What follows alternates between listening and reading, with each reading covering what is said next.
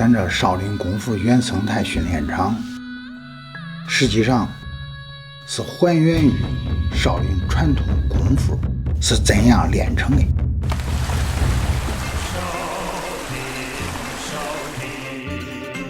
有多少英雄豪杰都来把你敬仰。少林，有多少神奇故事到处把你传。